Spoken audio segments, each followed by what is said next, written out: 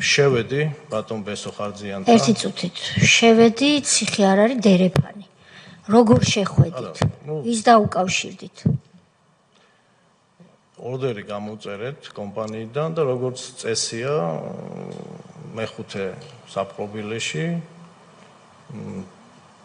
როგორც ხდებოდა მაშინ იმ პროცედურაში? არა, როგორც ხდებოდა, მე არ ვიცი რა ხდებოდა, მე კი ვიცი, მაგრამ საზოგადოება გვისმენს. მე მაინტერესებს ოფისიდან რომ გამოხვედით, რა ნაბიჯები გადადგით, იმ დღესვე შეხვდით ხარძიანს? ეს არ მახსოვს.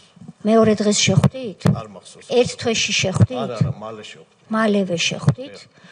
და რა გააკეთეთ? გამოწერეთ ორდერი. შემდეგ ორდერი გამოვწერე, ხელშეკრულება გაფორმდა მანამდე საადვოკატო მომსახურების შესახებ. ვინ გაგიფორმათ?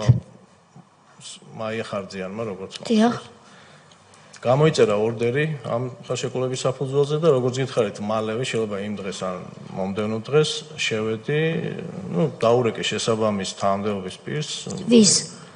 იქედან? დიახ, ვის დაურეკეთ? ვისაც ურეკავთ ადვოკატები, როცა მივდივართ. ვის ურეკავთ? რიგით მოხელეს, ვინც რიგითი ჩვეულებრივი წესით შევედი, არა სხვასთან არავისთან არ დამირეკავს. არანაირი კავშირი სხვასთან არ ქონია, მაღალი თანამდებობის პირთან, ამას თუ გულისხმობთ. არა, მე რას გულისხმობ, ეს მე ვიცი. გასაგები, ანუ უქმე დღეს თქვენ ადვოკატი, რომელსაც ალბათ ასე არ წარმოგედგინათ ხო თქვენი კარიერა, როცა იურისტობა გადაწყვიტეთ, რომ ასეთ დიდ რეპუტაციულ ზიანს მიაყენებდით საკუთარ თავს. კვირა დღეს გირეკავთ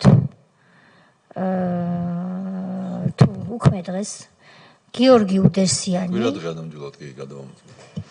კვირა დღეს ურეკავს გიორგი უდესიანი და შეყავხართ უკანონოდ ციხეში პატიმართან. ეს არის ასე. შეხვედით უკანონოდ, იმიტომ რომ ციხეში უქმე დღეს ვერ შედის ვერავინ, ეს არის უკანონობა.